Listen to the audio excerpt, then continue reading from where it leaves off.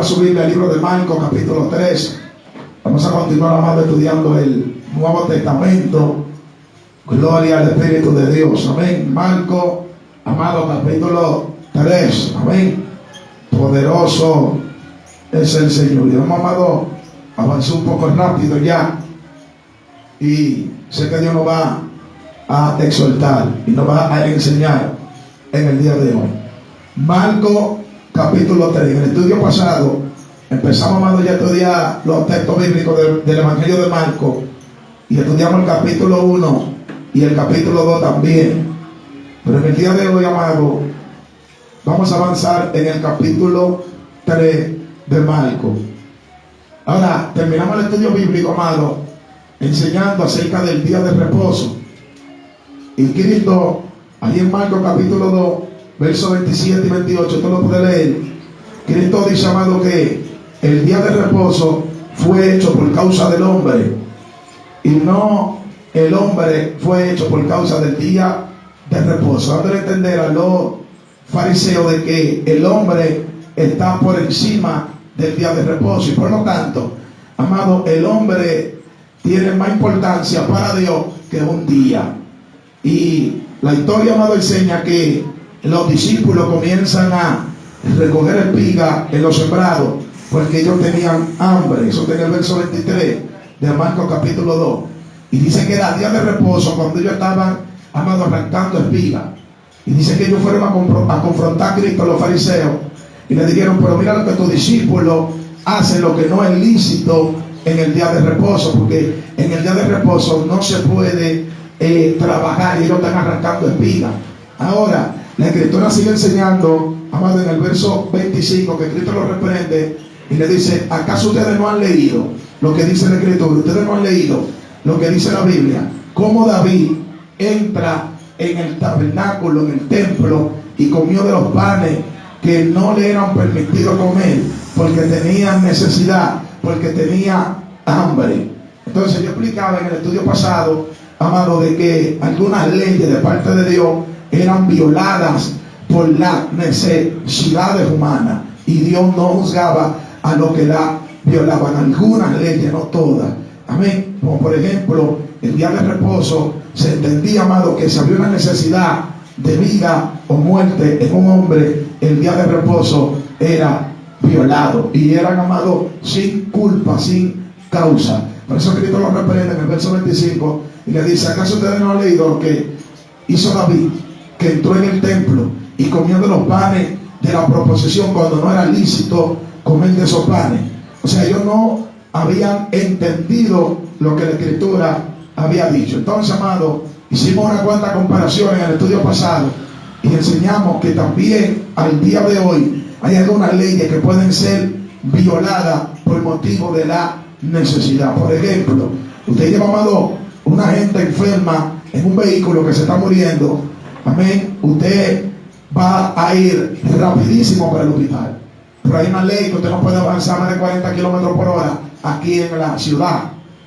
Y usted, como una gente enferma en un motor, en un carro, no a 40, 100 usted le va a dar, porque usted va a preservar la vida. Hay gente que hasta en rojo se va cuando llevan a una gente enferma, avariado o apuñaleado. Y no obstante, hasta la ambulancia se meten hasta en vía contraria con tal de salvar una vida, y no le ponen multa. No, amén. ¿Por qué? Porque algunas leyes para preservación de la vida pueden ser violadas. ¿Y de dónde es que salen esa violación de las leyes terrenales? De la misma Biblia.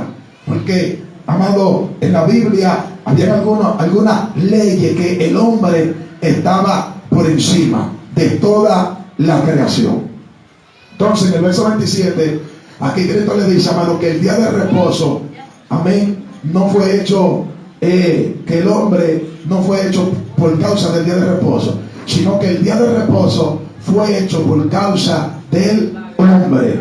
O sea que si el hombre no hubiera existido, el día de reposo tampoco, amado, hubiera existido, ya que el día de reposo se origina porque dice Jehová en el libro de Éxodo capítulo 20, amado, a la altura del verso 7 en adelante, que 6 días el hombre trabajará, mas el séptimo día reposará de las obras de sus manos. Entonces, amado, el origen del día de reposo tiene que ver con el descanso del trabajo humano del hombre. ¿Me pueden entender? Entonces Cristo lo que le está enseñando a los fariseos, que si no existiera hombre, el día de reposo no existiera, porque el hombre no fue hecho por causa del día de reposo, sino que el día de reposo fue hecho por causa del hombre. Y en el 28, el último versículo bíblico que enseñamos, ahí Cristo dice: por tanto, el Hijo del Hombre, o sea, Él es el Señor del día de reposo. O sea, que Él podía hacer lo que Él quiere en su día. Eso es lo que Cristo estaba enseñando, y le da a entender a los fariseos que si había una necesidad de comer, de hambre, ellos, amados, no estaban corrompiendo el día de reposo. Ahora, para que iniciemos el estudio bíblico del día de hoy, amados, teníamos que entender esto que le acabo de explicar, porque en el capítulo 3, verso 1, amén, sigue Cristo hablando, amado, con los fariseos, también demostrándole que en el día de reposo lo que se debía hacer, pero ahora desde una sinagoga, desde una iglesia, amén. Desde el versículo 1 hasta el versículo 6 de Marcos capítulo 3, vemos, amado, como Cristo le sigue mostrando a los fariseos lo que se debe hacer en el día de reposo. Amén. Que por encima de una ley ceremonial hay que buscar el bienestar, hay que buscar la ayuda, hay que buscar la misericordia, hay que buscar el amor y el bien del ser humano. Amén. Porque los fariseos estaban tan arraigados en el día de reposo que ellos, amados, si tenían que dejar morir a la gente con tal de no llevarlo al médico porque era día de reposo, ellos lo hacían. Pero ahora Cristo, amado, aquí del verso 1 al 6 se mete en una sinagoga y dice que encuentra en medio de la sinagoga a un hombre que tenía una mano seca. Amén. Entonces dice que era día de reposo, y Cristo, amado, por encima de ello, Cristo lo sana al hombre. Amén. Y le demuestra que el día de reposo, amado, se puede hacer el bien. Amén. Vamos a leerlo. Marcos capítulo 3, desde el versículo 1, amado, hasta el versículo 6. Dice el versículo 1: otra vez entró Jesús en la sinagoga, y había allí un hombre que tenía seca una mano. Hablar de una mano seca es hablar, amado, de alguien que tenga una mano muerta, que no la mueva. Amén. Eso es una mano seca. Lo que usted entiende, una persona que no tenga movilidad en un brazo, que esté, amado, parapléjico, quizá de un lado. Tenemos esta persona que le ha dado trombosis, que no puede mover el brazo ni el pie, amén, ni la mitad de la boca. Entonces, así estaba este hombre en la sinagoga, con una mano paralizada, una mano seca. Y dice el verso 2: y le acechaban para ver si en el día de reposo le sanaría, a fin de poder acusarle. Oiga, Cristo entra en la sinagoga, hay un hombre con una mano seca, y dice que los fariseos, después del encuentro y después de el cuestionamiento y la discusión que habían tenido Cristo por el día de reposo, porque los discípulos, amados, arrancaron espiga, ahora ellos lo están acechando dentro de la sinagoga a ver si él iba a sanar al que tenía la mano seca, y dice que ellos lo iban a acusar. Ahora dice el verso 3: entonces dijo al hombre que tenía la mano seca: levántate y ponte en medio. O sea, Cristo, sabiendo, amado, que los fariseos lo están acechando para acusarle, Cristo, amado, provocó a los fariseos, y dice que mandó a parar al que tenía la mano seca y le dijo que se ponga en medio de la sinagoga, es decir, delante de todo, para que lo observaran, para que vieran, y el que tenía la mano seca atrayera la atención de todos los que están ahí. Ahora, después que Cristo para en medio al que tenía la mano seca, mira lo que Cristo dijo, verso 4. Dice el verso 4: y les dijo, o sea, no le dijo al paralítico de la mano o el que tenía la mano seca, sino a todos los que estaban en la sinagoga. Dice, y les dijo, o sea, está hablando en plural. Dice el 4: y les dijo, ¿es lícito en los días de reposo hacer el bien o hacer mal, salvar la vida o quitarla? Y dice, pero ellos callaban. Amén. O sea, Cristo le confronta a ellos, pone al hombre en medio y le hace una pregunta, y Cristo le dice a ellos: ¿es lícito en el día de reposo hacer el bien o hacer el mal? ¿Es lícito en el día de reposo salvar una vida o quitarla? Y dice que ellos callaban. Ahora el verso 5 dice: entonces, mirándolos alrededor con enojo, entristecido por la dureza de sus corazones, dijo al hombre: extiende tu mano. Y él la extendió, y la mano fue restaurada, sana. Amén. Entonces aquí en el versículo 5 dice, amado, que Cristo, mirándolo alrededor, amén, perdón, los fariseos, dice que lo miraron con enojo alrededor a Cristo. Y dice que ellos se entristecieron, no Cristo, los fariseos, se entristecieron porque tenían su corazón endurecido. Entonces, amado, cuando la gente tiene el corazón endurecido, es cuando la gente, amado, no quiere creer en el hombre de Dios, en el hombre enviado. Amén. Usted ve personas que no creen en testimonio. Usted ve personas que no creen en milagros. Usted ve personas que no creen en profecía. Usted ve personas que no creen en manifestación de Dios.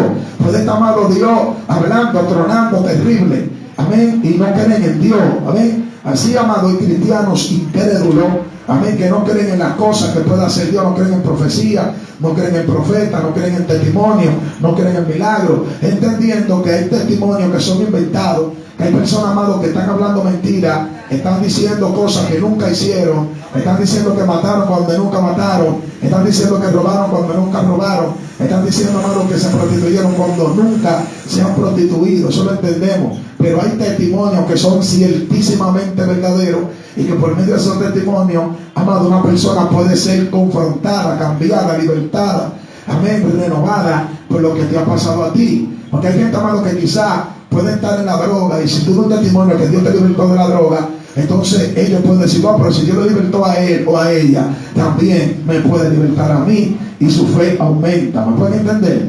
Pero entonces, amado, dice que ellos se entristecieron porque tenían su corazón endurecido. Entonces, todas las personas, amados, que son incrédulos, amén, siempre tienden a tener tristeza. Uno de los frutos que produce la dureza del corazón es que la dureza del corazón produce tristeza, aflicción, depresión. Usted no ve que la mayoría de los ateos siempre terminan matándose, quitándose la vida, envenenándose. ¿Por qué? Porque los ateos, amados, no creen en Dios, tienen su corazón endurecido. Y cuando un creyente tiene su corazón endurecido, no puede gozar, disfrutar de la benevolencia de Jehová y de las, amados, maravillas de Dios. Amén. Por eso dice la Escritura que Cristo entró en su ciudad a hacer milagros, y dice que no hizo muchos milagros allá porque ellos eran incrédulos, y se fue a Cristo a otro lugar a hacer milagros. Lo que da a entender que ellos no disfrutaron de esos milagros, de esas sanidades, de esas liberaciones de nuestro Señor Jesucristo, por su incredulidad. ¿Me pueden entender?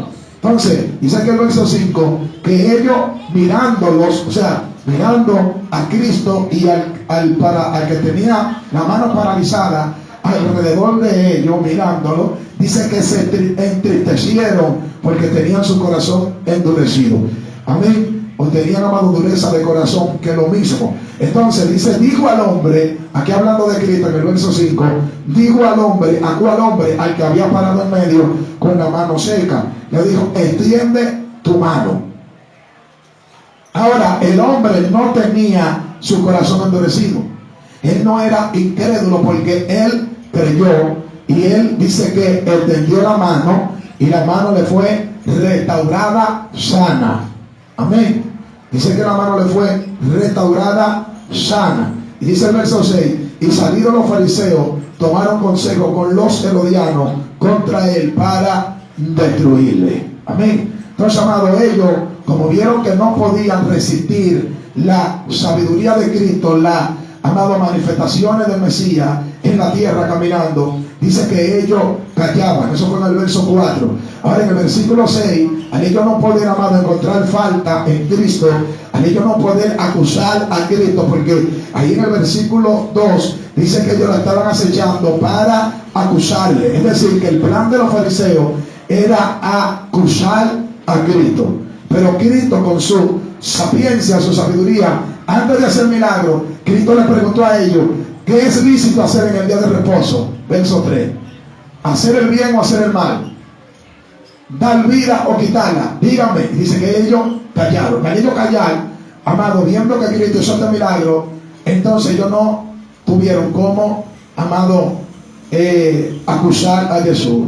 Pero esta pregunta, amado, que Cristo le está haciendo es conforme a un capítulo que está en el libro de Isaías, capítulo 58, que dice: el día de reposo que yo escogí. Y hablando de Jehová, él dice que en el día de reposo hay que ayudar a los necesitados. En el día de reposo hay que darle comida al que no ha comido. En el día de reposo hay que hacer el bien. ¿Tú sabes por qué los fariseos no le respondieron a Cristo? Porque ellos sabían que Isaías, capítulo 58, Jehová había hablado en el Antiguo Testamento acerca del día de reposo que él escogió. Y el día de reposo que él escogió era ayudar a los necesitados. ¿Me pueden entender? Entonces, amado, Cristo está ayudando aquí a un hombre que tiene una mano seca. Y dice que los fariseos salieron y tomaron consejo con los herodianos para destruirle. Aquí en el verso 6 encontramos por primera vez en el Nuevo Testamento la palabra herodianos. ¿Quiénes eran los herodianos? Amado, en Israel, por así decirlo, habían muchas sectas religiosas. Entre ellas estaban los fariseos, entre ellos estaban los saduceos, y había una secta llamada los herodianos. Los herodianos, amado, eran como un grupo ligado, mitad religioso y mitad político. Amén. Y tenían este nombre de herodiano porque venían de Herodes. Y eran personas, amado, que eran fieles seguidores de el rey Herodes. Y eran personas que estaban mezclados, amado, dentro de la sinagoga, dentro de los fariseos, los saduceos, para ver si la religión se rebelaba contra el gobierno de Roma, contra el gobierno de Herodes, y le llamaban los herodianos. Eran como personas que estaban infiltrados dentro de la religión, pero que realmente eran políticos y velaban por el bienestar del gobierno de Roma. Entonces dice que los fariseos se unieron a los herodianos para buscar consejo con ellos y buscar cómo destruir a Cristo. Porque, amado, Cristo lo estaban vinculando con alguien que estaba en contra, amado, del gobierno de Roma. Amén. Alguien que estaba provocando como un golpe de estado a Herodes. Alguien, amado, que se proclamaba el rey de los judíos, y el rey de Judá en ese tiempo era Herodes. Por eso en Mateo capítulo 2 dice que cuando los magos llegaron a Belén de Judea, de esa Judá, y le dijeron a Herodes: ¿dónde está el rey de los judíos que ha nacido hoy? Dice que Herodes se turbó, porque Herodes era el rey de los judíos. Entonces Herodes dijo: o sea, nació alguien que me va a sustituir, que me va a dar un golpe de estado, y por eso Herodes manda a matar a todos los niños, según Mateo capítulo 2. Entonces los herodianos, amados, fueron forjados por el gobierno de Herodes para ellos mantener informado a Herodes si la religión se rebelaba contra el gobierno. Entonces era una secta mitad religiosa y mitad política. ¿No pueden entender? O sea, eso eran los herodianos. Y vemos como los fariseos se unen con los herodianos para destruir a Cristo Jesús. Ahora, avanzando con el capítulo 3 del Evangelio de Marcos, ahí del verso 7 en adelante, aquí vemos, amado, como Cristo se traslada a un lugar en el mar, en la playa. Dice que hay una multitud, amado, que persigue a Cristo. Desde el versículo 7 al versículo 12, amado, nosotros podemos darnos cuenta que dice que él se retiró al mar con sus discípulos, y había una multitud que lo persiguió. Y al Cristo ve, amado, la multitud que lo persiguió, dice que él, amado, se retiró,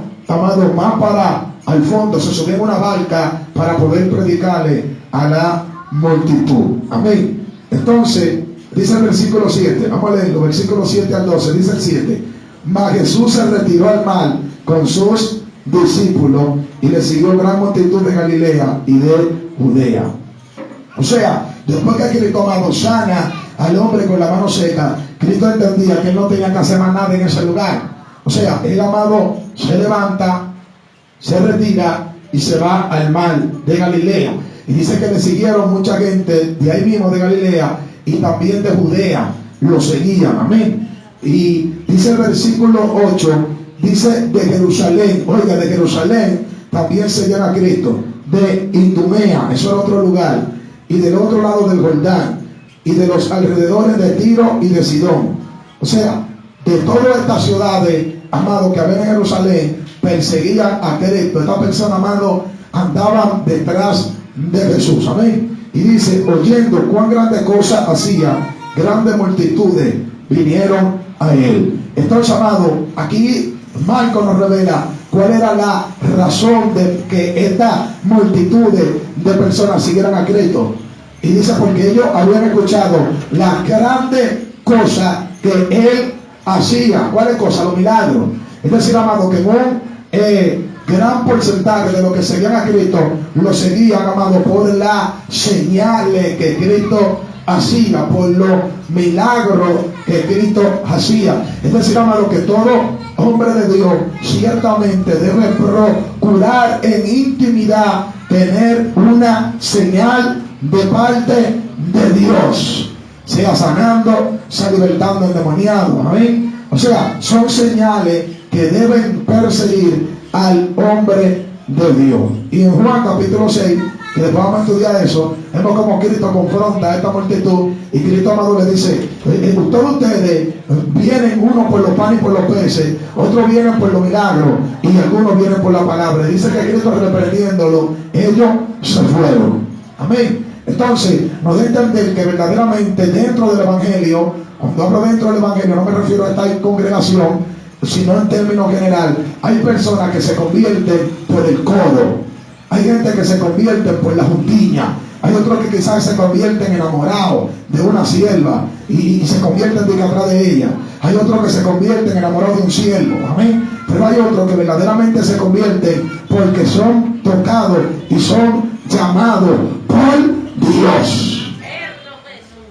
Entonces, amado, hay personas que entran al Evangelio con otro enfoque, pero dentro, amado, de la iglesia tienen un encuentro personal con Dios, amén, y son limpiados, cambiados, revisionados por el Espíritu Santo y se enamoran de Dios rotundamente. Yo conozco personas que han entrado al Evangelio enamorados de sierva y cuando entran al Evangelio se olvidan de la sierva y se enamoran más de Dios, amén. Es válido. Es un varón que tiene un tema titulado buscando un objeto te convirtió en un vidente, amado, y él predicó ese mensaje de Saúl, que Saúl salió buscando las ovejas de su padre que se habían perdido, las vacas o las asnas de su padre Saúl que se habían perdido, y buscando las asnas se encontró con un vidente, amén. Es decir, amado, que el propósito de Saúl no era buscar a Samuel, era buscar las ovejas, las asnas de su padre, pero buscando las asnas se convirtió en un vidente. Será un ministro, amén, que tiene ese tema. Buscando un objeto se convirtió en un vidente. Entonces, amado, aquí vemos que toda esta multitud realmente no seguía a Cristo porque ellos querían escuchar palabras.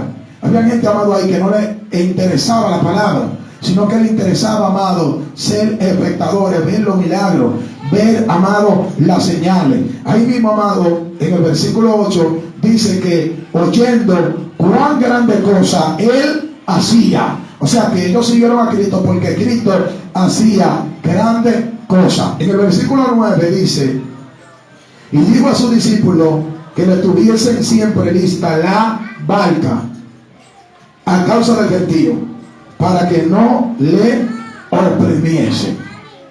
Amén.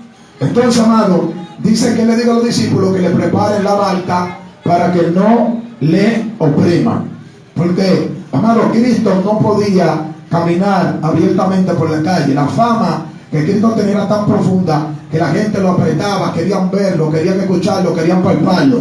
Es tanto así, amado, que cuando Cristo recibe el toque, amado, de la mujer del flujo de sangre, Cristo dice, ¿quién me ha tocado? Y uno de sus discípulos, según Marcos capítulo 5, verso 25 al versículo 32, dice que Cristo dice, ¿quién me ha tocado? Y los discípulos le dicen, pero ¿por qué tú dices que quién te ha tocado? Porque la multitud te aprieta. Amén. Entonces digo, no, es que yo he sentido que ha salido poder de adentro de mí. O sea que cada vez que Cristo andaba en la calle, siempre lo apretaban, siempre lo oprimían. Amén. La multitud siempre lo perseguía. Y Cristo evitaba estas opresiones. Amén. Ahí en el versículo 9 dice que le dice a los discípulos que le preparen la barca a causa de la multitud para que no lo opriman. Y la escritura dice que rápidamente Cristo se monta en la barca y le dan para el fondo del mar, un poco más profundo. Y dice que toda la multitud se quedaron a la orilla. Y desde el mar Cristo le predicó la palabra de Dios. Amén. Estas son estrategias de agudizar la voz y aumentar la voz de Dios. Amén. A través de Cristo. Porque antes, hermano, no se usaban bocina como la usamos ahora. Antes, amado, se usaban métodos para que la voz se aumente. Por ejemplo, número uno, la gente, amado, se subía en una montaña y desde la montaña voceaba, y a la voz estar alta, la voz se expandía. Amén. Por eso dice que Cristo predicó en el monte de los Olivos. ¿Usted cree que todo el mundo estaba en el monte? No. Cristo estaba en el monte alto y la multitud estaba abajo. Y cuando Cristo desató el sermón del monte, abajo ellos escucharon la multitud, porque allá en la altura la voz se agudiza y se aumenta. Usted no ve a la gente en los campos que viven a 2 kilómetros y desde una montaña vocean y se oye a kilómetros la voz. ¿Por qué? Porque en lo alto la voz se agudiza. Ahora, el número 2, en el mar también. ¿Por qué usted cree que las olas son impulsadas para afuera del mar? Porque hay una ley de viento, amado, que atrae las olas o el agua del mar para afuera. ¿Usted cree que el mar que tira esa agua es el viento que impulsa las olas del mar para que salga para afuera? Entonces Cristo se mete para dentro del mar, dentro de la barca, y desde adentro Cristo vocea. Y cuando Cristo vocea, junto con las olas que van saliendo del mar, va saliendo la voz de Cristo también, y es expandida por el aire que sale del mar. O sea, que Cristo se monta en la barca y se mete para lo profundo por 2 cosas. Número 1, para que no lo apriete, y número 2, para que su voz se expanda. ¿Me pueden entender? Entonces, amado, todo eso, esas informaciones nosotros tenemos que manejarla y tenemos que entenderla. Ahora, Cristo no fue a la playa a bañarse. Cristo fue a la playa a enseñar. Cristo, amado, siempre aprovechaba el tiempo. Y no estoy diciendo que es pecado que usted no se va a ninguna playa, ningún río, ninguna piscina. Ahora, el detalle está, amado, en lo que se manifiesta en el río, en la playa y en la piscina. Entonces, amado, los ríos, ¿quién fue que lo creó? Fue Dios. La playa, ¿quién fue que la creó? Fue Dios. En Hechos capítulo, amado, 21, verso 5, dice que el apóstol Pablo se iba a despedir de la iglesia. ¿Y dónde se despidió Pablo? Fue en una playa. Dice que se arrodillaron y adoraron a Dios. ¿En dónde? En la playa. No es pecado en la playa. Ahora, el pecado es lo que se manifiesta en el lugar. Por ejemplo, un cristiano, un creyente, no puede ir a esa playa pública donde hay romo, donde hay mujeres desnudas, donde hay hombres desnudos también, donde hay música impía, donde hay tentación, donde hay, amado, el diablo está metido ahí. No te pueden alabar a Dios. Porque hay espíritu de lascivia, de lujuria, de fornicación, de embriaguez, de prostitución, de todo. Entonces, uno no ve esos lugares por la contaminación que hay ahí, no porque sea pecado. Porque estamos viendo gente reprendiendo y atacando cosas sin conocimiento y sin entendimiento. Tú no puedes decir que la playa es del diablo, o fue el diablo que hizo la playa. Si la playa hubiera sido del diablo, Cristo no va a la playa a enseñar. Si la playa hubiera sido del diablo, el apóstol Pablo no se despide de la iglesia de Jerusalén en la playa, ni adoran en la playa. Pero en esa playa que estaba Cristo, no era como la playa Boca Chica o la de Juan Dolio, o una que está por aquí, por el Marcó, no sé el nombre, por Huivia, al nombre de Cristo. Ahora, en esa playa no había contaminación. Ahora, un cristiano, un río, una piscina, que no haya gente impío bañándose, usted se puede bañar. Eso no es pecado. Amén. Y me detengo aquí para ilustrarte y enseñarte en esa área. También tú tienes que saber cómo que tú te vas a bañar también.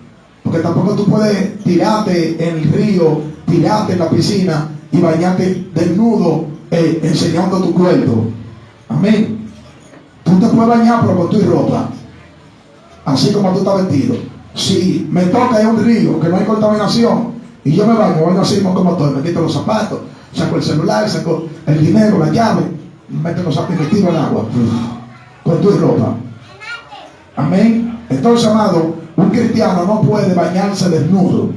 Entonces, la Escritura dice, amado, que nosotros tenemos permitido todas las cosas, pero no todas las cosas nos conviene. Porque hay gente que se justifica y dice, ¿dónde dice que tú no podías ir a la playa? ¿Dónde dice que? Y se meten ahí junto con el impío y a balneario donde hay mujeres desnudas que el Señor reprenda al diablo. Un evangélico metió ahí en el agua como esas mujeres desnudas. Dice que se te tiró arriba la mujer, dice, acúsame varón, el diablo metido ahí. Levanta tu mano y alaba.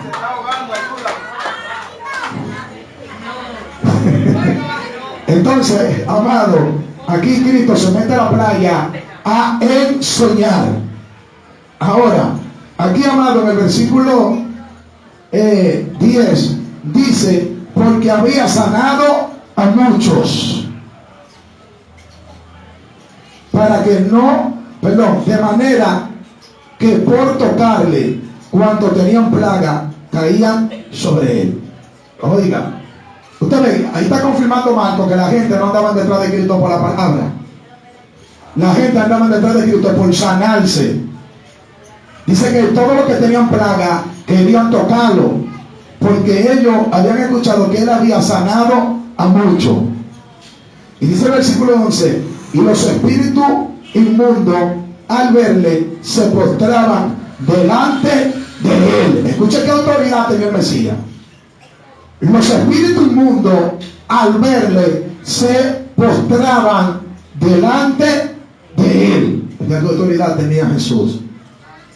Y daban voces diciendo, tú eres el Hijo de Dios. Y dice el 12, mas él les reprendía mucho para que no le descubriese.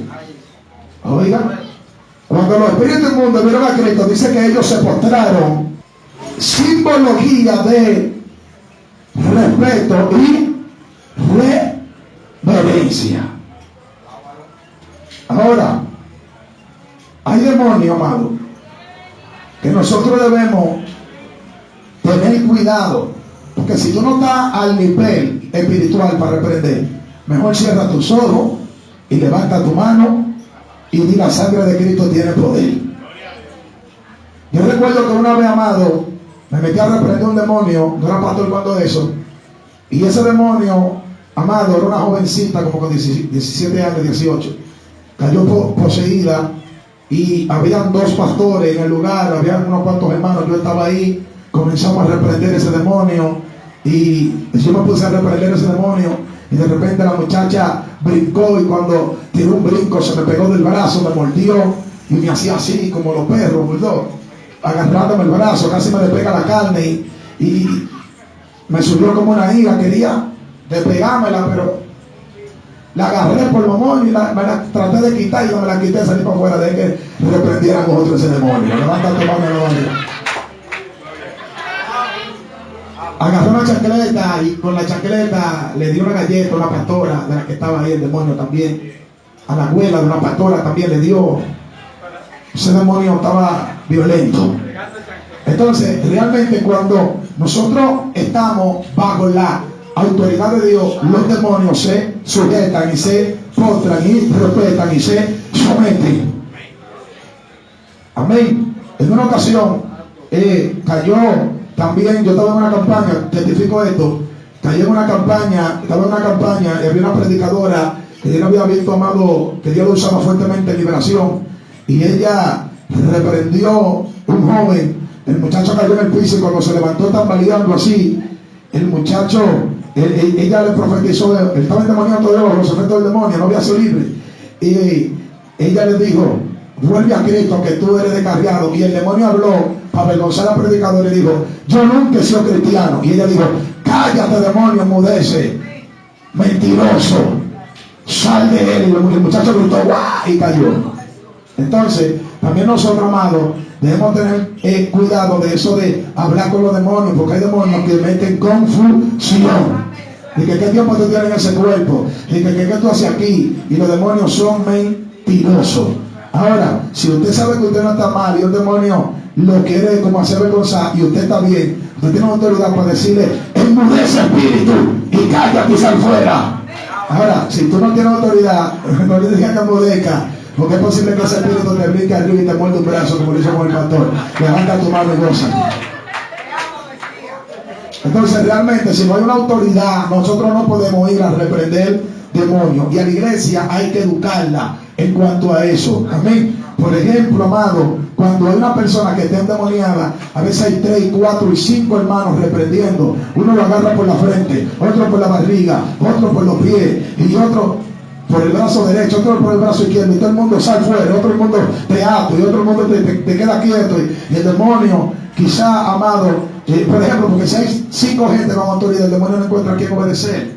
Entonces, realmente, amado, cuando hay una manifestación de demonio, se debe dejar a alguien que esté apto para echar fuera el demonio, y lo demás, cerrar los ojos y adorar y ponerse en comunión.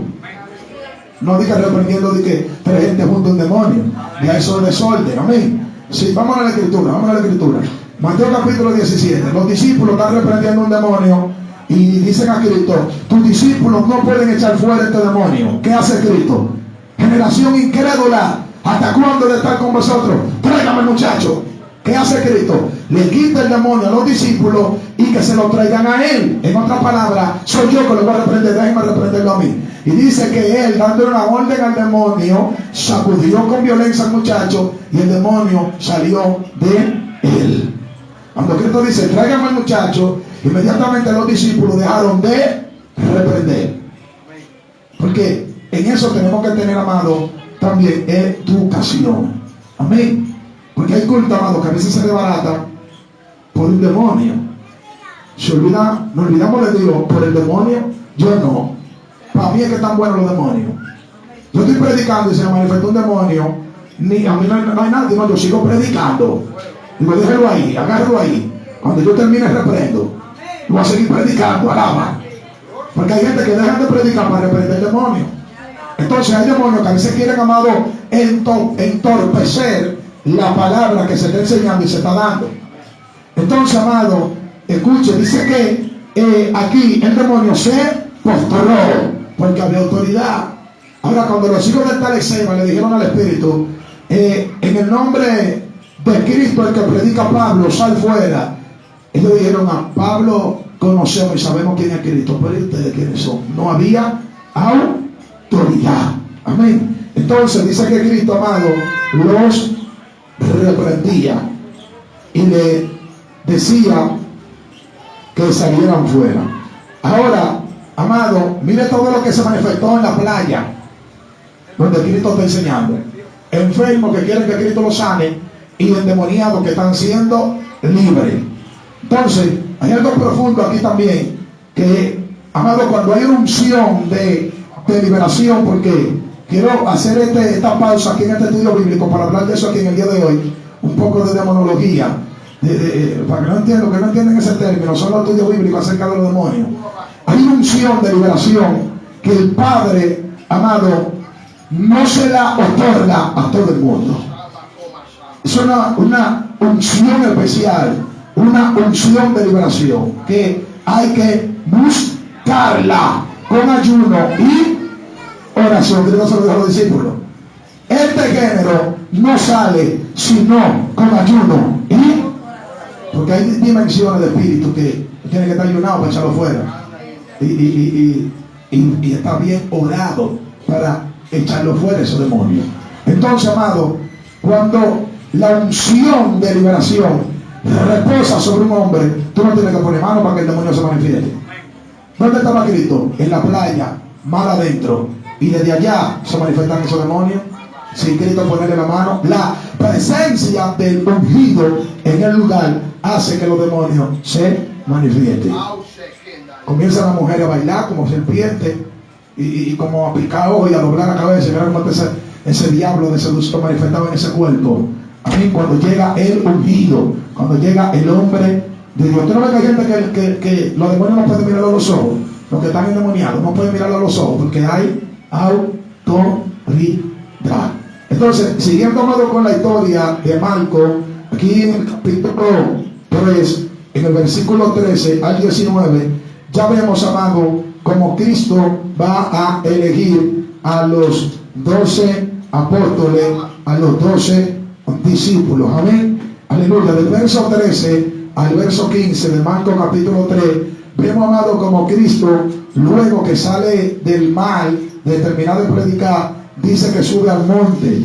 Y allí en el monte dice que allí Él escogió a los que Él quiso. Dice ahí que Él lo escogió a lo que Él quiso. Amén. Él eligió a lo que Él quiso. No lo que le dijeran, envíame a mí, yo te voy a seguir, úngeme, échame el aceite, yo quiero ser apóstol. No lo que se lo pidieron, a lo que Él quiso. Lo que debe entender, amado, que los llamados de Dios son conforme a lo que Dios quiere, según lo que Dios elige, según lo que Dios, amado, determina. Vamos a leerlo. Dice el verso 13: después subió al monte y llamó así a los que Él, ¿cómo dice ahí? A lo que Él quiso. O sea que Cristo no fue manipulado por la multitud para ser apóstol. Le dije, no, que cógeme a mí, que yo. ¿Quiere querer ser apóstol? Yo. No, ninguno levantaron la mano. Él eligió a lo que Él quiso. Porque esto no depende de nosotros, esto depende de Dios. Y los llamados de Dios, estoy de acuerdo que el creyente debe prepararse en Dios mientras más pueda. Y si tiene que estudiar, que estudie. Amén. Pero, amado, los llamados de Dios no son enfocados a un estudio ni terrenal ni bíblico. Amén. Ahora, hay llamados que Dios le exige que tienen que ser aptos para enseñar, como el pastor, el maestro. Amén. Pero los llamados de Dios no están condicionados a que tú hayas hecho el bachiller, a que tú, por ahí concilio, por ahí que para tú ser pastor tú tienes que terminar el cuarto bachiller como requisito.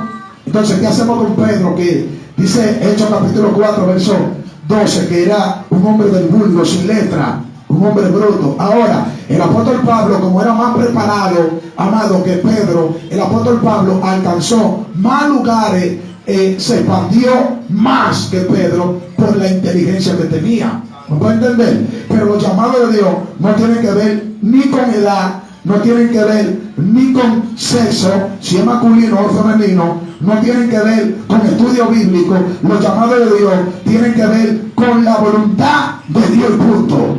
Porque dice que Él llamó a lo que Él quiso. Por eso nosotros no podemos, amado, menospreciarnos. No, que yo no sé hablar. ¿Qué le dijo a Jeremías, capítulo 1, la lectura del verso 6? No diga que eres niño y no diga que tú no sabes hablar, porque yo he puesto mi palabra en tu boca y tú dirás lo que yo te mande y tú harás lo que yo te diga. O sea, Dios, amado, dijo a Jeremías que no se limitara. Entonces hay gente que dice, no, que yo no estudié, que yo no sé leer, que yo no sé. Hay predicadores que predican terrible la palabra y no saben leer ni escribir. Ahora, si usted puede prepararse, anotarse en la escuela los sábados, prepara, comprarse un libro gacho, aprendí a leer mejor. Pero los llamados de Dios no tienen que ver con estudio ni con finanzas. O sea, Dios no tiene que ver que usted sea rico o sea pobre. Cuando Dios llama a Gedeón en el capítulo, amado, 6 de Jueces, ¿qué le dijo Gedeón a Dios? Señor, yo voy a libertar al pueblo madianita, siendo yo el más pequeño de mi casa. Dios no le preguntó eso a Gedeón. Siendo yo de la tribu más pobre de Israel, Dios no preguntó si tú eres rico o tú eres pobre. Esforzado y valiente, le dijo Dios. Porque los llamados de Dios es conforme a lo que Él quiso. Y por eso nosotros como líderes, pastores, no podemos cuestionar los llamados de Dios. Porque hay gente que cuestiona los llamados de Dios. No, que Dios no puede llamar a esa mujer. No, que Dios no puede llamar a ese hombre. No, que él está muy rápido en el evangelio, no tiene tanto tiempo, Dios no lo puede llamar. No, que él no ha hecho un instituto bíblico. No, que él no ha hecho un centro de formación. Amén. Y aquí tenemos un centro de formación. Estamos 100% de acuerdo con que usted se prepare, no malinterprete. No estamos diciendo que usted se va a quedar analfabeto, que no estudie. sino que el llamado de Dios no está condicionado a requisitos humanos, sino como Él quiso. ¿Me pueden entender? Aquí en el versículo 13, lo voy a volver a leer, dice: después subió al monte y llamó así a los que Él quiso, y vinieron a Él. Ahora, 1 Corintios 1:25 dice que de lo vil del mundo escoge Dios para avergonzar a los que se creen que es sabio. No, que Dios no puede llamarlo a Él porque Él es un vagabundo de la calle. No, que Dios no puede llamarlo a Él porque Él es una prostituta, que es un ladrón. No, los llamados de Dios no están condicionados a requisitos. Ahora, si tú estás preparado, si tú estudias, si tú haces un centro de formación y aprendes la escritura, estudia la Biblia, tu llamado va a llegar más lejos. Como el del apóstol Pablo, que llegó más lejos que el de Pedro. Pablo hablaba varios idiomas. Amén. Pablo tenía varias ciudadanías. Cuando Pablo lo juzgaron allá en el tribunal, delante de los príncipes y los reyes, según Hechos capítulo 26, que Pablo dijo: y ustedes así tratan a un ciudadano romano, que quizá ustedes tuvieron su ciudadanía porque la compraron, pero la mía de nacimiento. Temblaron ante lo que Pablo dijo, porque era un hombre elocuente, era un hombre con sapiencia, sabiduría. ¿Me van a entender? Entonces Dios te llama, el llamado está, pero Dios te va a usar conforme a tu capacidad. ¿Me puede entender? ¿Qué dice Mateo capítulo 25, la lectura del verso 14 en adelante, hasta el verso 37? Que el reino de los cielos se ante un hombre que, yéndose lejos, le entregó dones a los hombres y se fue. Dice que a uno le entregó 5, a otro 2 y a otro 1, conforme a su capacidad. Porque que si Dios entiende que tú no puedes llevar 5 ministerios y una mataba de un solo, pero si Dios entiende que tú no puedes sobrellevar los 5, Él te va a los 5. ¿Me puedes entender? Porque Dios te va a dar conforme a tu capacidad. Ahora, el llamado de Dios no viene conforme a capacidad, pero si hay capacidad es mejor. ¿Me pueden entender lo que estoy enseñando? Entonces, amados, seguimos leyendo. Dice el verso 14 aquí: y estableció a 12 para que estuviesen con Él y para enviarlos a predicar. Oigan, ¿para qué fueron llamados los 12 apóstoles? Número 1, para que estuvieran con Cristo, estuvieran con Él. Y número 2, para enviarlos a predicar. La visión de Cristo era tan amplia que Cristo entendía que Él solo no podía, amado, acaparar, abarcar toda Jerusalén. Y Él entendía que con 12 hombres a su lado, Él podía enviarlo a predicar y así alcanzar a más personas. Porque si vamos 6 hermanos junto conmigo, somos 7, digo, vamos a evangelizar varios sectores o varios lugares de la capital o la ciudad, y digo, vamos para los Guandules, los 7, evangelizamos los Guandules. Vamos para Huachupita, que está cerca del mismo, evangelizamos Huachupita, pero quizás no de tiempo para evangelizar la Ciénaga, se me hace tarde, que es un chino para abajo. Pero si yo digo, ustedes 2, váyanse para la Ciénaga, ustedes 2 para los Guandules, fulano y yo nos quedamos con Chupita, y ustedes 2 se quedan en la cabeza del puente 17, no abarcamos más lugares. Entonces, la visión de Cristo era amplia, era, amado, para enviarlo a predicar. Esa era la función de los 12 apóstoles. Porque hay gente, amado, que quiere llamado para autoproclamarse y para que la gente le sirva y para decir que son llamados. Porque hay personas que se autoproclaman como evangelistas, pero no hacen la función de un evangelista. El 90% de los evangelistas de hoy en día no están haciendo la función bíblica de un evangelista. Ellos piensan que el llamado evangelista es salir en afiche y predicar por iglesia. Eso es parte del llamado, pero eso no es el llamado del evangelista. El llamado evangelista anda por los barrios, casa por casa, evangelizando. De ahí es que viene el nombre evangelista, porque tienen que evangelizar. O sea, viene de evangelio, que es presentar buena nueva, buena noticia a la gente que está allá afuera. ¿Sabes que son evangelistas? Salen por la calle y se meten en la casa, predicar, tipo testigo de Jehová, casa por casa. ¿Usted cree que eso de ir casa por casa, eso viene de los testigos de Jehová? Eso no viene de los testigos de Jehová, eso viene de la Biblia. En Hechos capítulo 20 dice que Pablo, junto con los creyentes, se metía de casa en casa a predicar la palabra. Tipo estudio, tipo cédula. Entonces, amado, eso lo hace un evangelista. Porque el evangelista, amado, prepara las almas, pesca las almas y se las lleva a el pastor. Esa es la función del evangelista. Pero la mayoría de los evangelistas, la gloria se les sube tanto a la cabeza, no a todos, que terminan siendo pastores.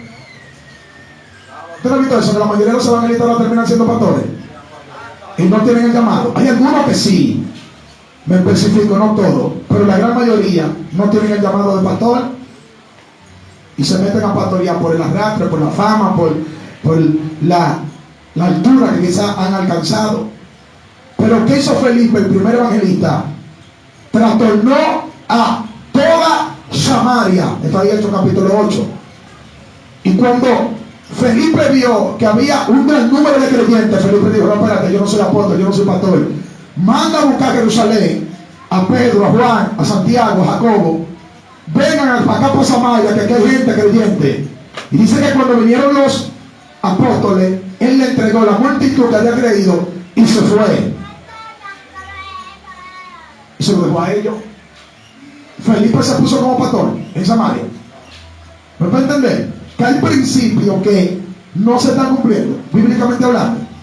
Ahora, el evangelista tiene que ser evangelista de multitud y evangelista de un solo hombre. Porque Felipe, después de trastornar a Samaria, ¿qué le dijo el Espíritu? Que se vaya a Gaza. Y allá, en camino a Gaza, se encontró un etíope, un solo. Le dijo: súbete al carro. Y cuando se subió al carro, le dijo: ¿tú entiendes lo que lee? No, oye, que te voy a explicar. Y dice que comenzó a explicarle la escritura desde el profeta Isaías hasta la muerte y resurrección de Cristo. Y cuando ya lo había doctrinado, en ese momento que estaban ahí, le dijo el etíope: ¿y qué me impide que yo sea bautizado? ¿Por qué él dijo eso? Porque Felipe le habló de bautismo. Le explicó la escritura desde Isaías 53 hasta allá, hasta el bautismo de Juan y la muerte de Cristo, resurrección y todo eso. ¿Y qué hizo Felipe? Bautizó al etíope. O sea, que fue predicador de multitud y fue predicador de un solo.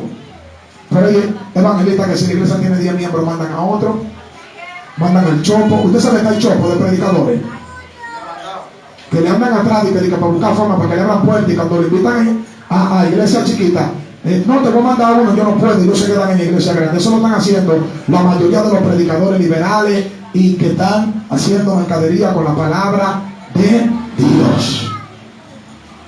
Pero el que es evangelista, si tiene que ir, amado, para un batey de Jimaní, de Neiva, de Barahona, batey 04, batey 25, batey 27, y al tanto esos batalles, predicando el evangelio, lo hace por amor a las almas. Amén. Pero ya no, el evangelista no quiere salir del país sin antes predicar en su nación. Porque hay gente, amado, que quieren salir del país, pero no, ni siquiera han ido a San Pedro, que está ahí mismo, 40 minutos, a predicar el evangelio. Entonces, amado, realmente el llamado de Cristo a ellos a ser apóstol no era por un lujo, eran para dos cosas. Número uno, para estar con él, y número dos, para que predicaran el evangelio. O sea, yo los llamo a ustedes para eso, para que hagan esa función. Ahora dice el verso 15: y que tuviesen autoridad para sanar enfermedades y para echar fuera demonios. O sea, Cristo le entregó esa autoridad a los apóstoles, a los discípulos. ¿Cuál es la autoridad? Sanar enfermos y echar fuera demonios. Por eso digo ahorita que todo creyente debe pedirle a Dios, amado, ser perseguido por las señales, que las señales lo persigan. Dice Marcos capítulo 16 verso 17: y estas señales seguirán a los que creen en mi nombre, estarán fuera demonios,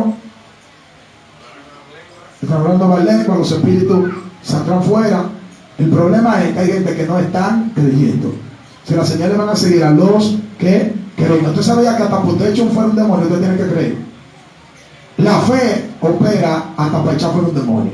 Entonces, desde el versículo 16 hasta el versículo 19, amado, luego en estos versos, nosotros vemos los nombres de los 12 apóstoles, los nombres de los 12 discípulos.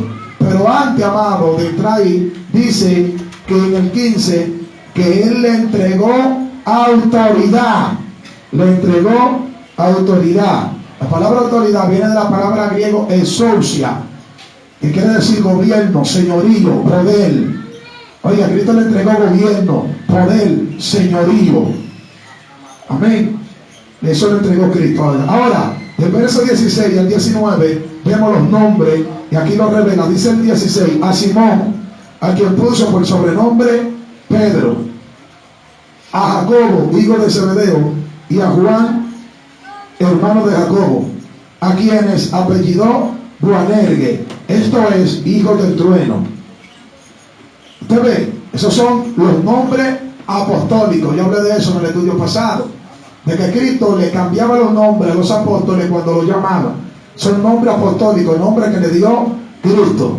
Amén. Y a los demás también le cambió el nombre. Amén. Por ejemplo, a Jacobo también le llamó Santiago. Ahora, aquí no lo revela, pero también había uno que se llamaba Tadeo, y él le puso, amado, Lebeo. Eso está en Mateo capítulo 10, del verso 1 al verso 5. O sea, Cristo le fue cambiando los nombres a los apóstoles para identificarlo. Y es tanto así que hasta Saulo, siendo el último apóstol, se le cambió el nombre, porque él se llamaba Saulo, pero luego que fue llamado por Dios, ya no vino como Saulo, él vino como Pablo. Esos son nombres apostólicos. Ahora bien, sigue diciendo el verso 18, a Andrés, Felipe, Bartolomé, Mateo. Explicamos también que Mateo no era el nombre de ese apóstol, el nombre de él era Leví, pero Cristo le puso Mateo, se le dio un nombre apostólico. Amén. Entonces sigue diciendo Tomás, Jacobo, hijo de Alfeo, Tadeo, Simón el cananita y Judas Iscariote, el que le entregó, y vinieron a casa. Porque después, amado, que fueron elegidos de parte de Dios, dice que ellos fueron a la casa. Ahora bien, continuando, amado, con el capítulo 3 del Evangelio de Marcos, ahora entramos, amado, del verso 20 hasta el verso 29, y vamos a entrar en una profundidad aquí, hablando acerca de lo que es la blasfemia contra el Espíritu Santo. Ese es el título que tiene arriba el versículo 20. Ahora, del verso 20, amado, hasta el 27, usted puede ver ahí, nosotros notamos que cuando están en la casa, le siguieron mucha gente. Dice que luego que él y los apóstoles se fueron, ¿para dónde? Para la casa. Ahora, estando en la casa, dice que le siguió mucha gente, de tal manera que ellos no podían ni comer pan de tanta gente que había. Y dice que vinieron para prenderle, porque decían que él estaba fuera de sí, fuera de control, y que él echaba a los demonios por el príncipe de los demonios. Vamos a leerlo, del verso 20 al 27. Dice el 20: y se agolpó de nuevo la gente, de modo que ellos ni aún podían comer pan. ¿En dónde estaban ellos? En la casa. Eso está en el verso 19. ¿Qué dice el verso 19? Que después que él llamó a los discípulos, después del punto, dice, y vinieron a casa. Ahora, estando ellos en la casa, la gente fueron y lo agolparon, se llenó la casa de gente, de tal manera que ellos no podían comer ni pan. Y dice el 21, cuando lo oyeron los suyos, vinieron para prenderle, porque decían, este está fuera de sí. ¿Quiénes eran los suyos? Cuando la Biblia habla de los suyos, está hablando de los judíos, de los fariseos. Porque usted sabe que Cristo vino, amado, para salvar a los fariseos, a los saduceos, a todos los de Israel, a los suyos. ¿Qué dice Juan capítulo 1, verso 11? A los suyos vino. Cuando dice que a los suyos vino, él vino a hacer su trabajo, mas los suyos no le recibieron. Cuando la Biblia habla de los suyos, se refiere a los judíos.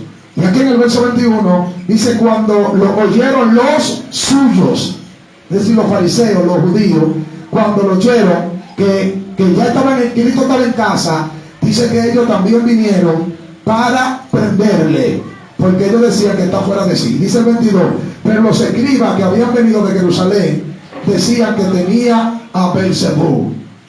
Oiga, que Cristo operaba por el espíritu de Belzebú. Amén.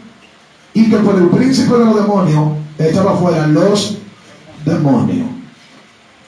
Ahora, Belzebú, eso quiere decir, amado, Baal.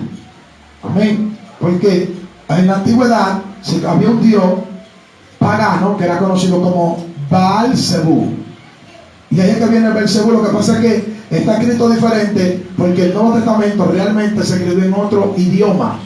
El Nuevo Testamento, amado, se escribió en parte arameo y parte griego, pero el Antiguo se escribió en hebreo. Por eso, amado, que hay palabras que cambian, pero es lo mismo. Amén. Por ejemplo, cuando la Biblia habla de Seol en el Antiguo Testamento, es el mismo Hades del Nuevo Testamento. Lo que pasa es que la palabra cambia. Amén. Entonces, Belzebú es una referencia a un demonio, es una referencia a un dios pagano, un espíritu. Y ellos decían que por Belzebú él echaba fuera los demonios. En el verso 23 dice: y habiéndolo llamado, les decía en parábola: ¿cómo puede Satanás echar fuera a Satanás? O sea, él lo llamó y le hizo una pregunta en parábola: ¿cómo puede Satanás echar fuera a Satanás? Y aquí vemos el principio de que un brujo no puede sacarle una brujería. Escuche eso. Un brujo no puede echar fuera una brujería. Pero pastor, hay gente que vino de brujo y han tenido un testimonio de que el brujo verdaderamente lo ha sanado, y de que el brujo le ha quitado quizás un demonio de muerte. La persona no está muriendo si el brujo verdaderamente lo sanó. No, el brujo no lo sanó. ¿Qué pasó ahí? Lo que pasa es que hay brujos que le dan autoridades a demonios y le sacan uno y le meten otro. Amén. Amén. Le quitan el demonio de muerte, pero le meten otro demonio. Ese se llama el método de sustitución. Porque ningún cuerpo sin Cristo puede ser operado por su propia voluntad. De manera que todo el que no es cristiano está siendo gobernado por un espíritu. ¿Qué dice la Escritura? Mateo capítulo 12.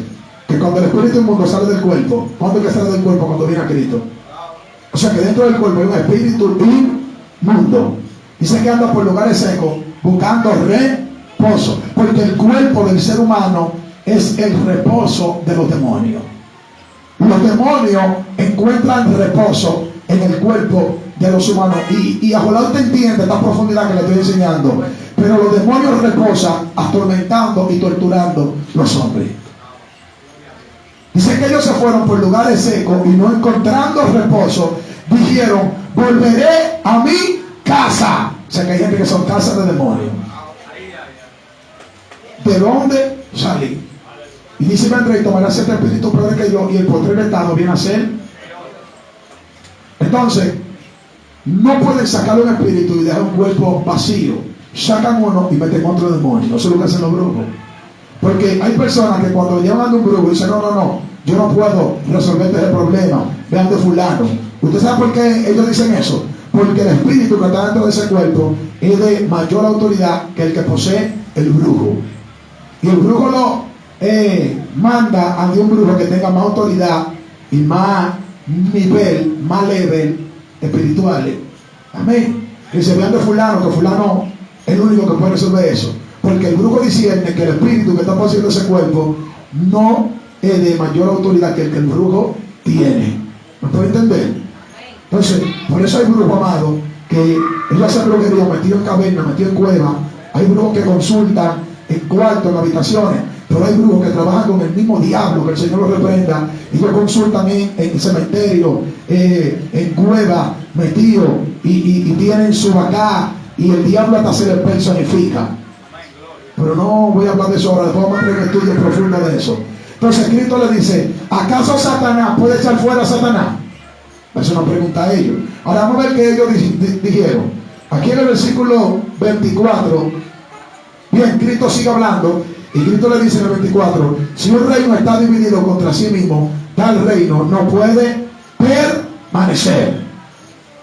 Usted sabe que lo que ha hecho que el reino de la tiniebla haya permanecido desde hace más de 2000 años, desde la eternidad de que estaban allá arriba, que se rebelaron contra Dios y descendieron, se han mantenido unidos y han permanecido porque son unidos. Los demonios son seres inteligentes. Los demonios no son brutos. La palabra demonio viene del griego daimon, que significa seres inteligentes. Los demonios trabajan con inteligencia. ¿No sabe qué? Un demonio puede, amado, planear un plan contra usted de 2 meses calculado. ¿Cómo engañó Satanás a Eva? Con astucia. Porque ellos son astutos, son sabios. Ezequiel capítulo 28, verso 2, dice que Satanás es más sabio que los sabios. Escuche. Y en el versículo 16 dice que te corrompiste a causa de tu hermosura y corrompiste tu sabiduría. Amén. O sea, que eres sabio. Él no es un bruto. Como hay gente que dice que Satanás es un bruto, que Satanás es loco, que Satanás es un sucio, que Satanás no se baña, que Satanás...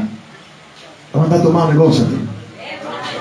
Y Pedro dice, amado, que nosotros no podemos blasfemar de potestades superiores. Y realmente los espíritus y los ángeles son superiores a nosotros. ¿Usted sabía eso? En poder y en potencia. Según el libro de Hebreos, capítulo 1, a la altura del verso 22. Dice que los ángeles son mayores que nosotros en poder y en potencia. Anhelan participar de esta salvación. O sea, que ellos son mayores que nosotros en poder. No tienen un cuerpo carnal como el de nosotros. Nosotros nos da sueño, ellos no les da sueño, ellos no se cansan. Amén. Ellos no tienen debilidad como usted y yo. O sea, son mayores en poder. Un ángel desciende ahí y la tierra tiembla. Pero se para usted o me paro yo y no pasa nada. Quizá. O quizás sí, guiado por el poder de Dios. Pero un ángel desciende. Cuando un ángel descendía, la tierra temblaba. Un ángel descendió en el monte Sinaí, un ángel, y dice que el monte humeaba y temblaba. Y era un ángel que estaba ahí en el monte Sinaí. Entonces, amado, dice Cristo aquí en el 24 que un reino dividido no permanece, no prevalece. Y el 25 dice, y si una casa está dividida contra sí misma, tal casa no puede permanecer. Entonces Cristo revela el secreto de la perseverancia. Y el secreto de la perseverancia está en la unidad. ¿Por qué usted cree que en Génesis capítulo 11, tiene que descender el mismo Jehová a confundir la lengua de los que estaban construyendo la torre de Babel? Porque estaban perfectamente unidos. Y dice que el mismo Dios dijo, he aquí el pueblo es un solo hombre y hablan un mismo lenguaje. ¿Usted sabe por dónde está trabajando el diablo con la iglesia? Esa es la doctrina. Es por la doctrina, metiendo confusión. Uno enseña una cosa, otro otra. No, que yo opino esto y otro opina otra cosa. Y cada quien tiene su propia doctrina y cada quien tiene su propia norma. No, que el color rojo no se puede usar, el color negro morado no se puede usar. Otros dicen que la chacabana es pecado, otros dicen que la camisa por fuera es pecado, otros dicen que no se puede usar reloj, otros dicen que un sinnúmero de cosas que no tienen ni sentido bíblico. Y por esa cosa pequeña el pueblo está dividido. Otros dicen que la camisa de cuadros son pecados, que la camisa de rayas son pecados, que la camisa tiene que ser lisa, sin diseño, sin rayas, sin cuadros. Pero cuando tú le preguntas, dame un fundamento bíblico, dame escritura. No, que fue un sueño que yo tuve, que fue que yo me soñé, que yo soñé, los soñadores. Entonces, por esas cosas que no son bíblicas, la iglesia está dividida, hablando diferente lenguaje. Y realmente 1 Corintios capítulo 1, a la altura del versículo 30, dice, amado, que nosotros debemos tener una misma mente y un mismo sentir, y tenemos que hablar todo una misma cosa. Levanta tu mano y alaba a Dios. Entonces, ¿por qué hay gente hablando tanto de diferentes cosas? Por sueño. Y los sueños sirven como advertencia. Pero los sueños no se pueden tomar en cierta parte como palabra de Jehová. Me explico. Jeremías capítulo 23, verso 23 dice: hay de los que dicen soñé, soñé, hablando de su propia presunción y de su propia voluntad. Ahora, el versículo 29 del mismo capítulo de Jeremías, versículo 23, del capítulo 23 de Jeremías, versículo 29 dice: el que tenga sueño, el profeta que tenga un sueño, cuente el sueño, pero el que le fuere revelada mi palabra, hable la palabra verdadera. Y termina diciendo: ¿qué tiene que ver la paja con el trigo? O sea, una cosa es sueño, otra cosa es lo que dice Dios, la palabra de Dios. ¿No puede entender lo que estoy enseñando? Ahora, hay sueños que son de Dios, amén, en la Biblia, y los sueños te dan advertencia. Me soñé contigo que tú estabas descarriado, o tú estás descarriado. Eso no quiere decir que tú estás descarriado. Es una advertencia que Dios te está mandando para que tú te sumerjas y ores más y te metas con Dios. Como una hermana que me dio un testimonio de que le habían aconsejado de que se alejara de un ministro, de un varón. Tenía mucha confianza, porque a veces hay gente, amado, que manifiesta confianza que no son adecuadas entre hermanos. Y una persona tuvo un sueño con ella que la vio embarazada, y ella decía en el sueño: manita, ¿pero qué te pasó? Que estás embarazada, pero tú estás soltera, tú estás sola. Y dice: sí, manita, que hay un pecado. ¿Y esa barriga de quién es? De fulano. Y la muchacha se despertó espantada y le dijo el sueño al hermano. Le digo: cuídate, tuve un sueño así, así, así, así. Eso no quiere decir que el hermano estaba fornicando con el varón, pero Dios le está dando la advertencia de que puede llegar a caer y puede quedar en. Entonces hay gente que malinterpreta los sueños. Amén. Yo vi a fulano de la cintura para arriba sin camisa. Tú no puedes decir que ese hermano está en pecado por eso.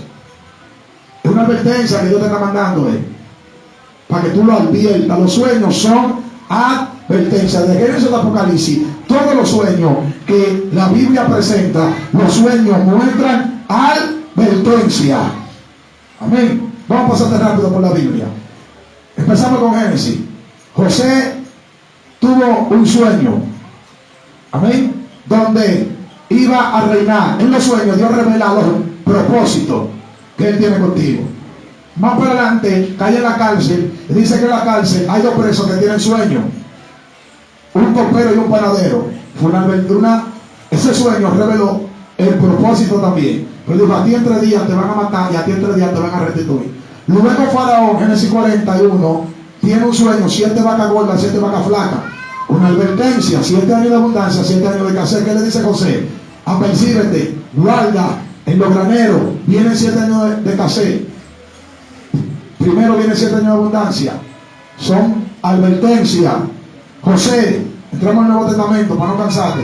Quería dejar a María. El ángel se le mete en el sueño. Le dice: no la deje. Le dio una advertencia, que no la deje. Luego más para adelante, amén, los magos, Herodes le dice que le avisen, y dice que en sueño le hablan a los magos que no le digan a Herodes, una advertencia. Luego se mete José en un sueño y le dice: levántate, coge al niño. Herodes quiere matarte, una advertencia. Se levantó y tomó al niño. Y allá en Egipto vuelve y sueña y le dice: levántate, vete de nuevo, que los que procuran la muerte del niño murieron. O sea, los sueños son advertencias. Pero nosotros no podemos tomar algún sueño como una palabra de Dios. Por eso es que el pueblo no tiene unidad, no permanece, está dividido. Porque se sueña un sueño y alguien saca una doctrina de un sueño. Entonces, siguiendo aquí en el versículo 26 dice: y si Satanás se levanta contra sí mismo y se divide, no puede permanecer, sino que ha llegado su fin. Por eso Satanás nunca se va a levantar contra sí mismo. Amén. Ahora dice el 27: ninguno puede estar en la casa de un hombre fuerte y saquear su bienes si antes no le ata. Entonces podrá saquear su casa. Entonces aquí Cristo revela que antes de libertar a esos demonios, Él primero ató en el mundo espiritual esos espíritus. Tuvo autoridad. Y cuando hablamos de atar, no es que literalmente Cristo dice que amarró con una cadena a Satanás, sino que cuando dice que nadie entra en la casa y lo ata, es decir, que buscó la autoridad, buscó el poder. Amén. Ahora, hay personas, amados, que reprenden y dice, atamos al hombre fuerte, atamos al principado. Eso es bíblico.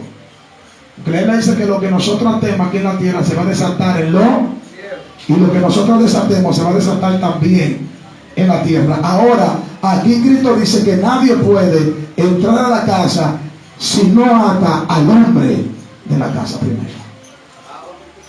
Amén. Cuando un ladrón va a entrar a atracar un banco, ¿cuál es el primero que le dan?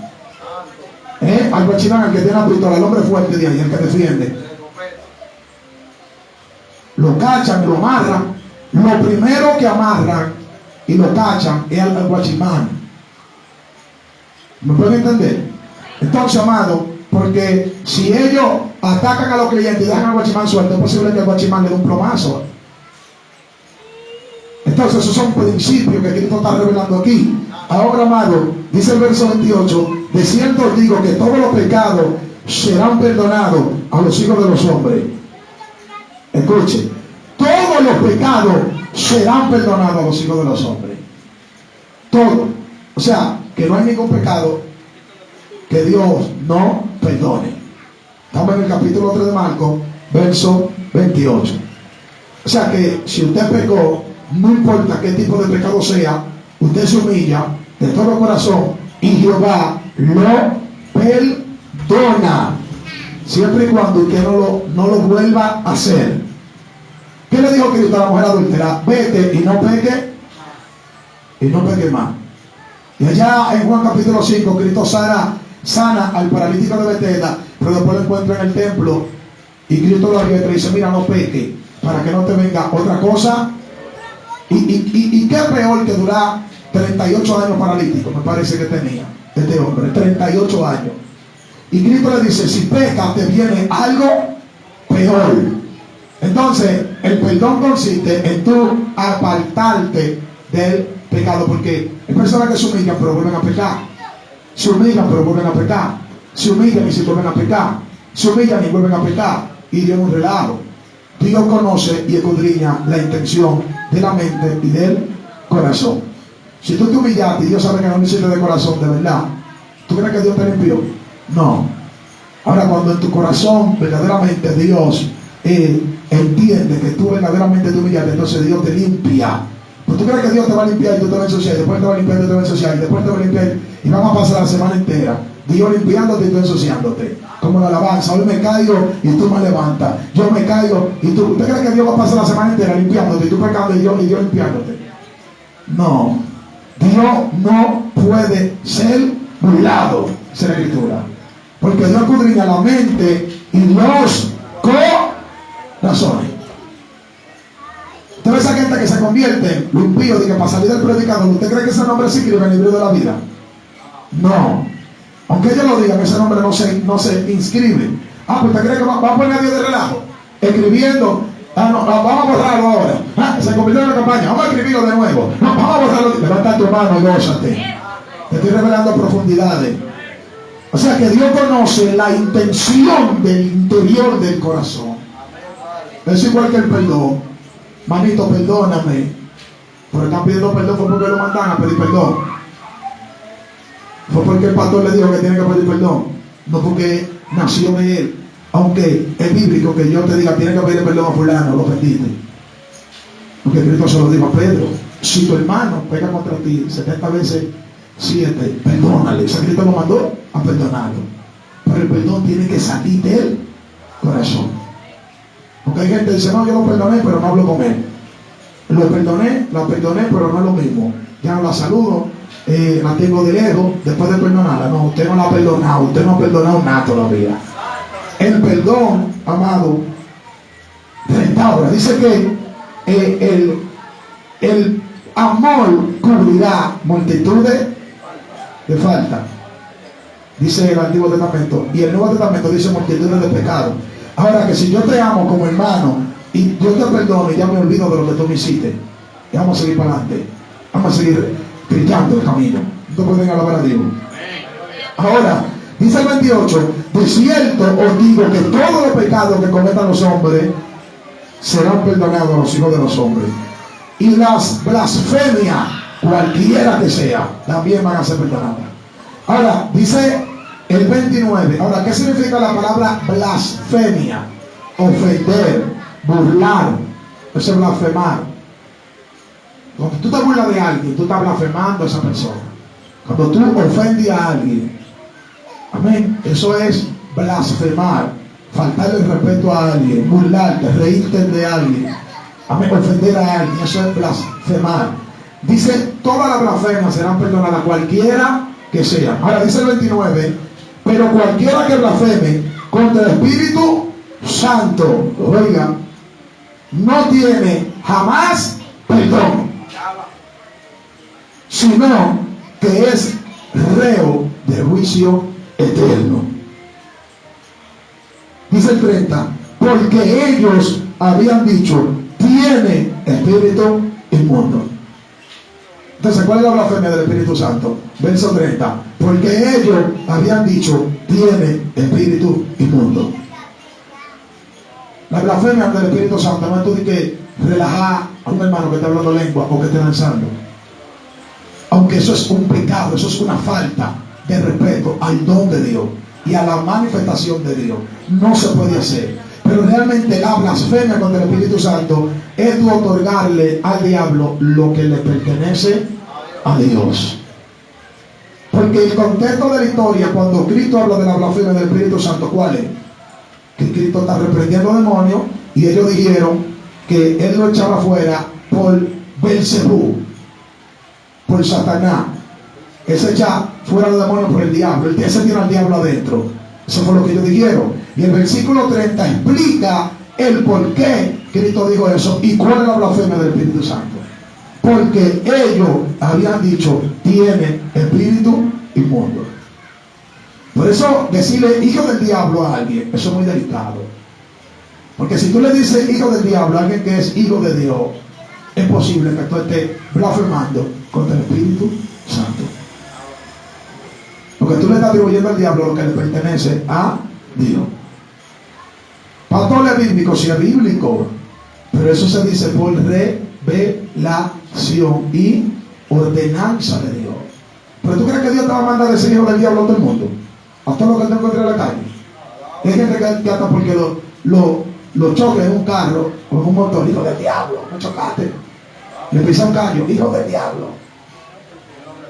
Realmente esa expresión debemos usarla con mucho cuidado, porque es posible que estemos blasfemando contra el Espíritu Santo. Y el 29 dice que el que blasfeme contra el Espíritu Santo no tiene jamás perdón. Amén. Entonces, para terminar el capítulo 3 de Marcos, ahí tenemos, amado, el versículo 31 al 34, la madre y los hermanos de Jesús. Aquí Marcos revela lo que es la familia de la fe. Dice el verso 31, vienen después sus hermanos y su madre, y quedándose afuera, enviaron a llamarle. Lo que da a entender que Cristo tenía hermanos de sangre.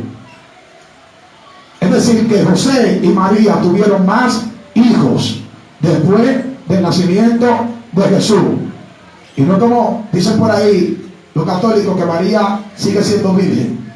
Una mujer con 10 muchachos va a ser virgen. Después que María parió a Jesús, dejó de ser virgen.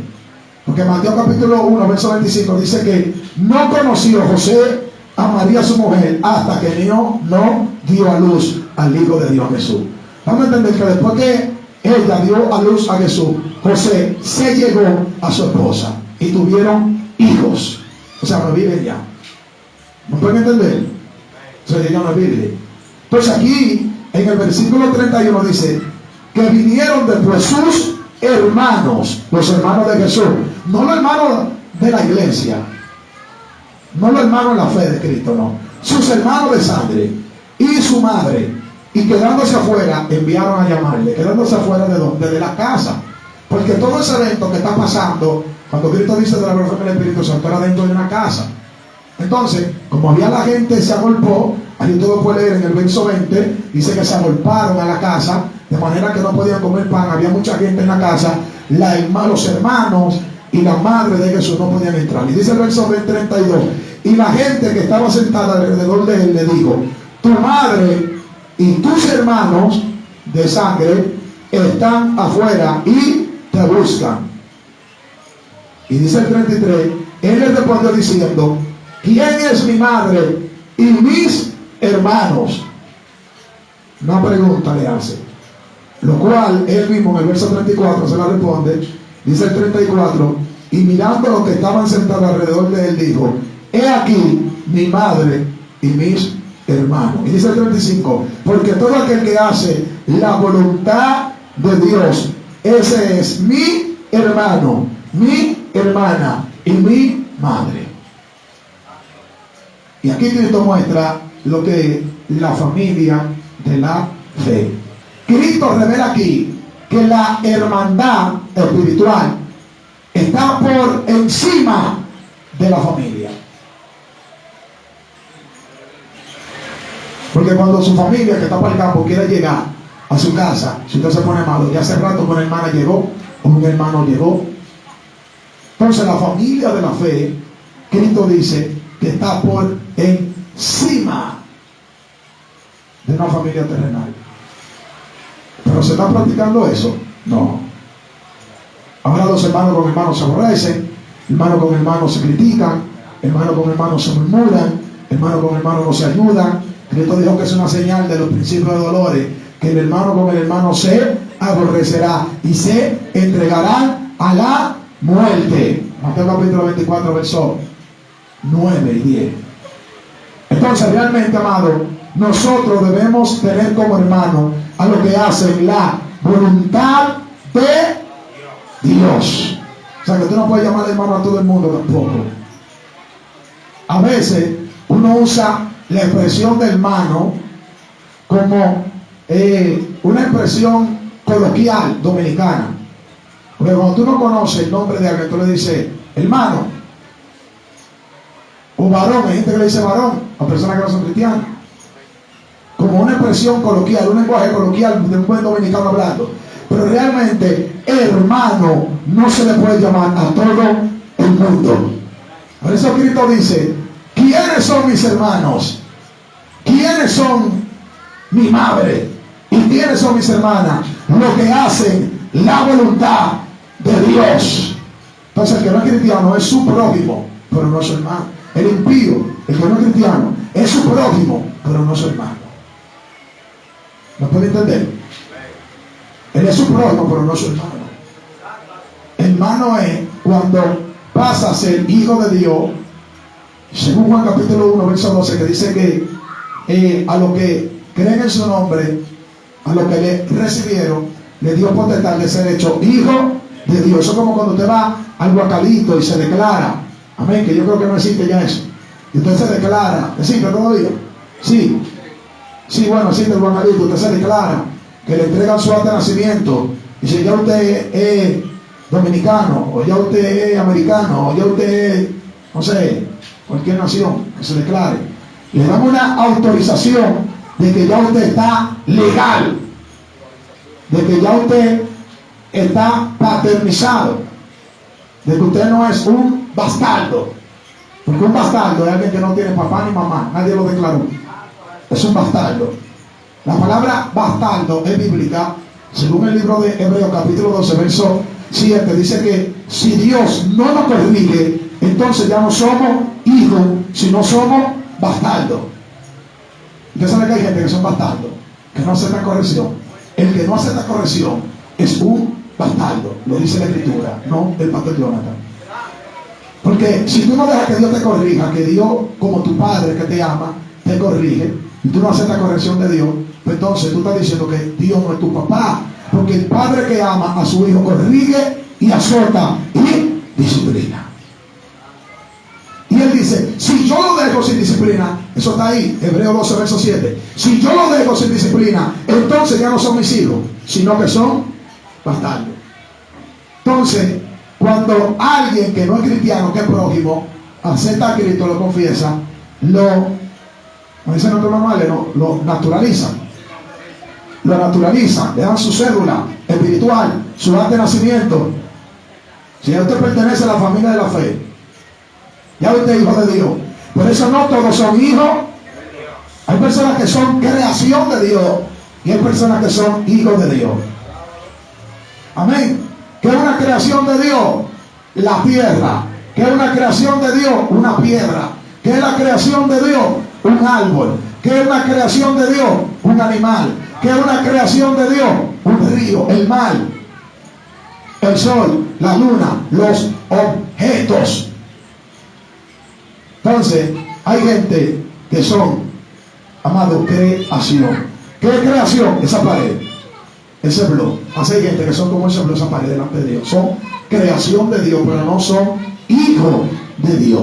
Hijo de Dios es el que acepta a Cristo. Entonces, dice el verso 13, estos no son los que son engendrados de carne ni sangre, sino que ni de voluntad de varón, sino que vienen de Dios. Siendo Dios nuestro Padre y todos nosotros siendo hijos de un mismo Padre que Dios, pues entonces somos hermanos. ¿Me pueden entender? Por eso Gálatas capítulo 6 verso 10 termina y ya dice: hagan bien a todos, pero mayormente a la familia de la fe. Y eso no se está practicando en el pueblo. A nosotros nos falta muchas cosas. Porque hay gente que en vez de gastar dinero a su hermano que tiene un negocio, se lo gasta con impío. Usted sabía que hasta en eso usted tiene que tener cuidado. Yo prefiero pagarle una libra de carne a mi hermano 10 pesos más, que yo sé que él no se lo va a beber, yo sé que él no lo va a jugar en una banca, yo sé que él no lo va a cuerear, no lo va a malgastar. Yo prefiero pagárselo 10 pesos más a un hermano y no 10 pesos más a un impío. Pero no todo el mundo entiende esa dimensión. Por eso la Escritura dice que hay que ayudar a los de la familia de la fe. Si tu hermana cristiana hace falda y hace ropa, o vende cortina, o vende accesorios de casa, gástaselo a ella. Se le va a gastar una impía, que tú no sabes lo que va a hacer con esos cuartos. Entonces la Biblia dice que debemos hacer bien a todos, y mayormente a los de la familia de la fe. Es decir, que nosotros como hermanos somos parte de la familia de la fe.